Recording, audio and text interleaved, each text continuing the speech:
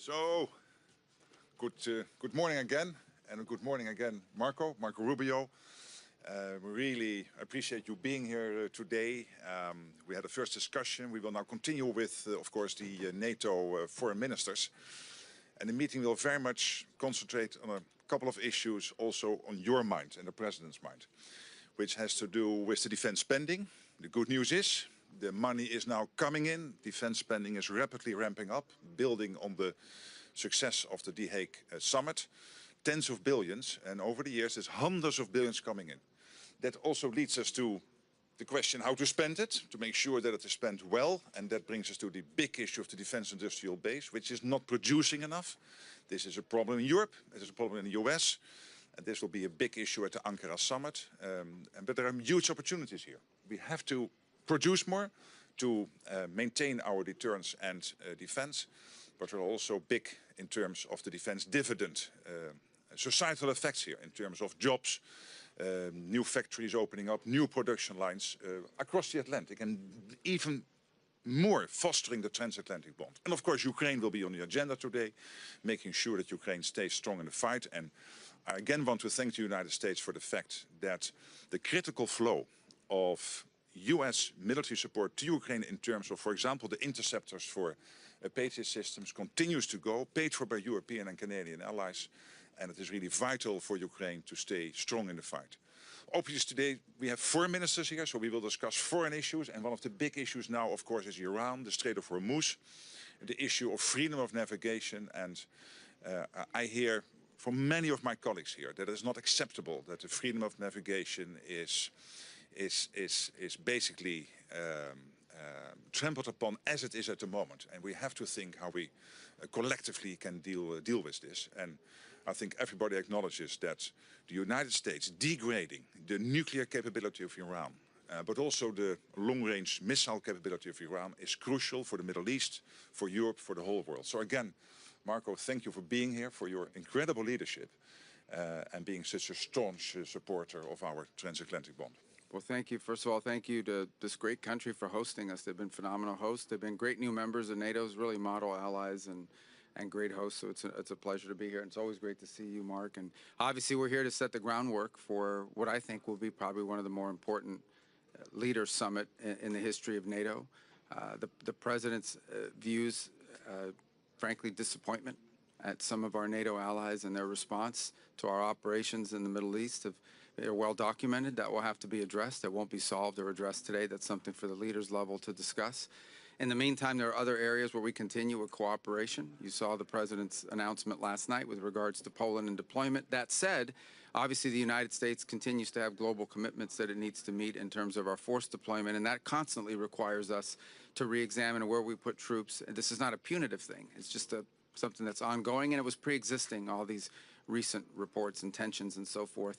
So that's a process that will continue, that I think in a very positive and productive way, and collaboration with our allies can reach decisions. But in the end, you know, like any alliance, it has to be good for everyone who's involved. It has to be a clear understanding of what the expectations are. And so certainly we'll try to lay the groundwork for that. One of the areas where I think we definitely can cooperate on is the defense industrial base. It is clear to the world, to all of us, in the alliance and beyond, that we simply are not able to produce munitions today at a rate that are necessary for future needs. That's something that has to be addressed. That's something that we can work together on. That's something we want to work together on. I think it's key not just to production, but to interoperability.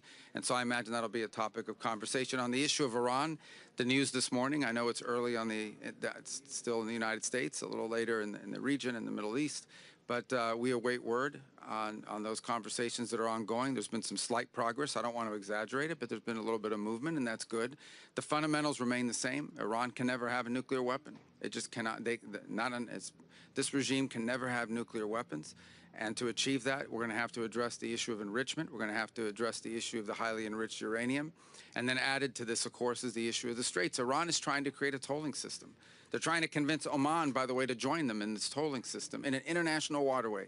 There is not a country in the world that should accept that. I don't know of a country in the world that's in favor of it except Iran, but there's no country in the world that should accept it. Right now at the United Nations, we have a resolution that is sponsored by Bahrain. We've been very involved with it. It has the highest number of co-sponsors of any resolution ever before the Security Council. Unfortunately, a couple of countries on the Security Council are thinking about vetoing it. That would be lamentable. We are doing everything we can, though, to achieve the sort of global consensus that's necessary to prevent this from happening, and we're trying to use the United Nations. Let's see if the United Nations still works. That's a place that we're going to try to get an outcome for.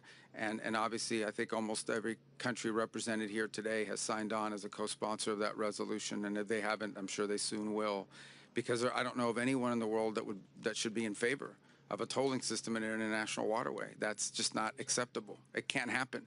If that were to happen in the Straits of Hormuz, it will happen in 5 other places around the world. Why would countries all over the world say, well, we want to do this too?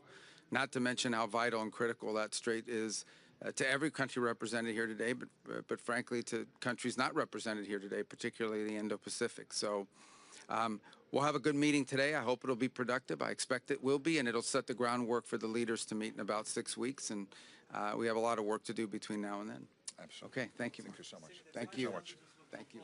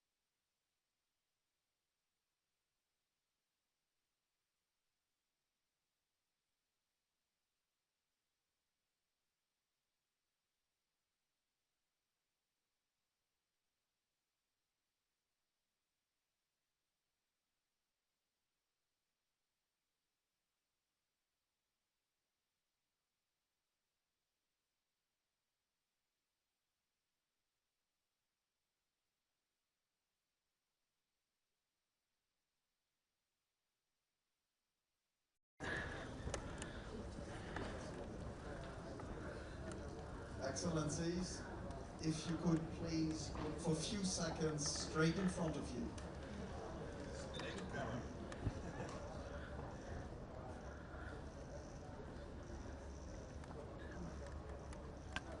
Thank you very much. Thank you.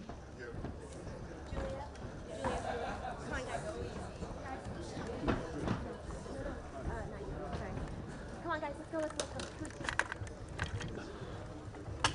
US cool, we're going. Come on, let's move. What's up? That way, Hey, what's up? Yeah, gotcha. Yeah, we did. Yeah, thank you. No, over there. USA.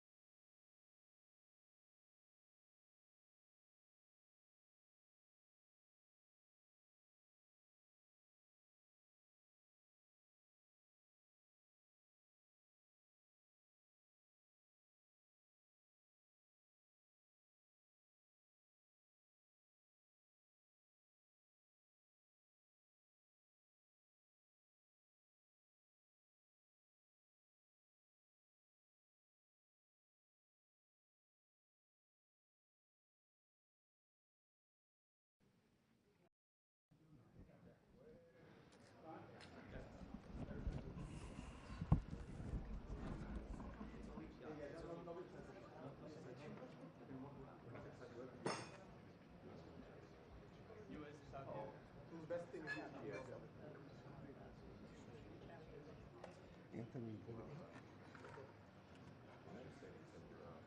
we switch the other way back.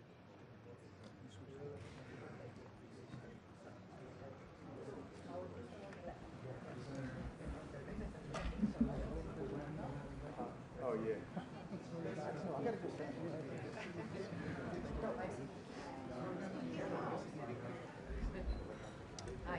Spanje en Turkije så på insidan.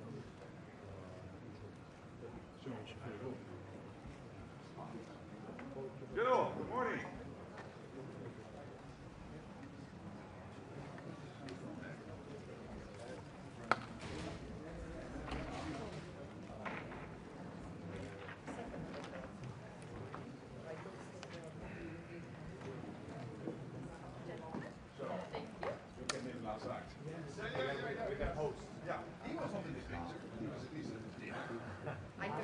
I took your place. That's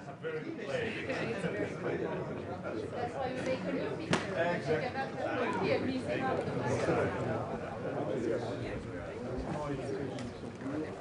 Grüß dich mal lieber, hallo, hallo, hallo, schön, dass du da bist.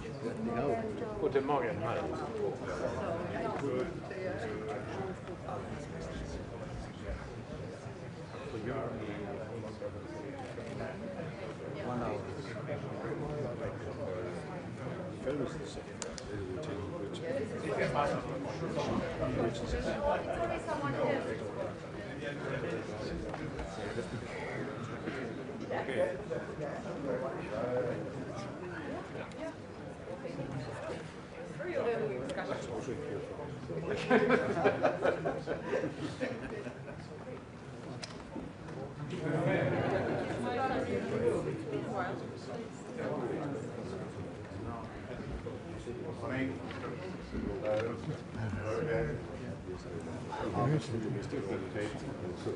Yeah, I know that, but I'm just waiting for other people to show up.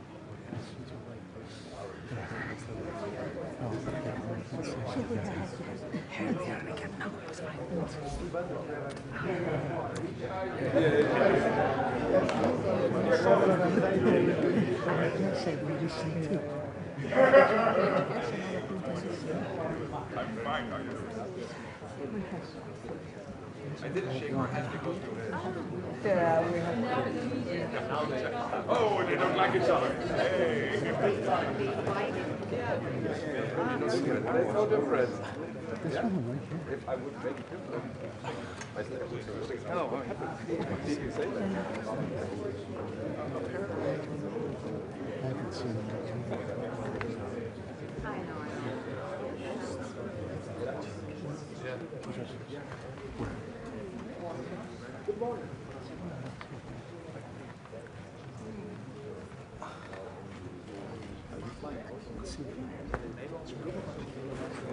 Ja.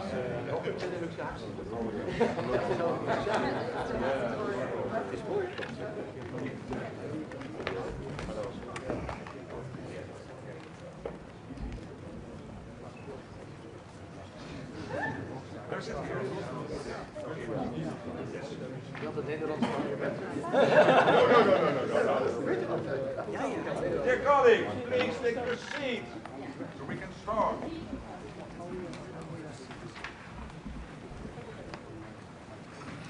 So, good morning.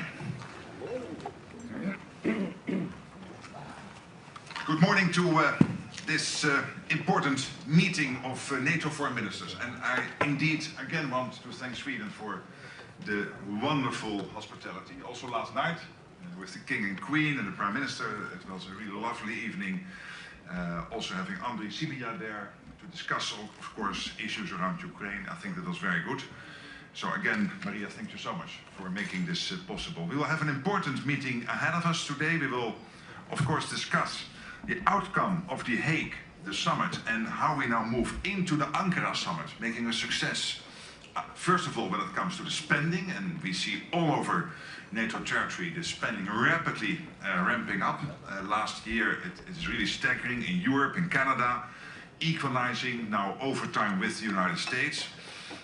But that's not the only reason we spend more. Yes, of course, we do it for that reason because it is fair, but also because we need the money to make us capable of defending NATO territory. And it is deeply rooted, as you know, in the capability targets.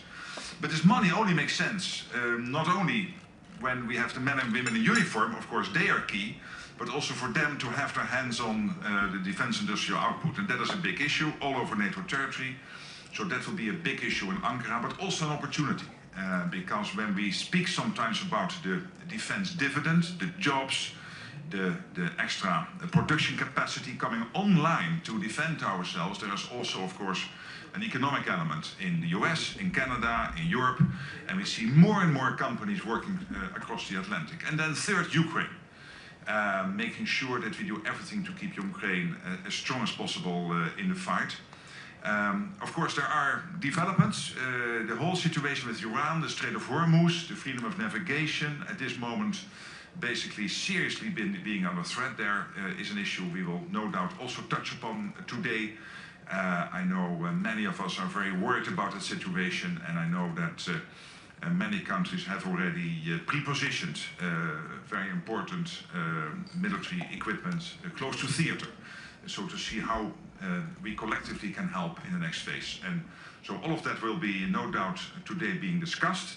Hey, again, thank you for organizing this, all of you for being here, and now for the media, please leave the room. Oh no, sorry. First, we will listen to the Foreign Minister of Sweden. Excuse me. And then, the media, you can stay for another few minutes. Sorry. Yeah. Thank you so much, Mark, and dear colleagues. I'm honored to welcome you all here to the southern part of Sweden and to my home region and to Helsingborg. And I'm proud to host the very first NATO ministerial meeting only 2 years after we joined. We are currently at the narrowest point of the Øresund Strait, one of the world's busiest international waterways in the midst of the dynamic Øresund region, connecting Sweden not only to Denmark but also to the greater continent. The strait is a maritime gateway to the Baltic Sea region, the very same region which is one of the geostrategic bases for Sweden's role and engagement in the alliance. With our membership, the security map of this part of Europe has been redrawn, allowing an increase of NATO's operational depth and tying the North Atlantic and the Baltic regions more closely together. Russia continues to threaten the security in the whole Euro-Atlantic area and test our readiness. Right here along the coastline, vessels from Russia's shadow fleet pass almost on a daily basis, financing Russia's war of aggression against Ukraine. It underlines the importance of NATO's policy to constrain, counter, and contest Russia. Dear colleagues, today's meeting is an important milestone on the road to the NATO summit in Ankara. The focus of the discussion will be how we together can deliver on the key priorities ahead of the summit, and our priorities are threefold. Demonstrating progress on the Hague Defence Investment Plan in order to enhance deterrence and defence, increasing defence production, and ensuring stronger and more sustainable support to Ukraine. These are all key points for the unity and the resolve of the alliance. I will come back to Sweden's contributions later, but I want to thank you, Secretary General, for steering us through today's discussion, and I very much look forward to our exchanges. Thank you.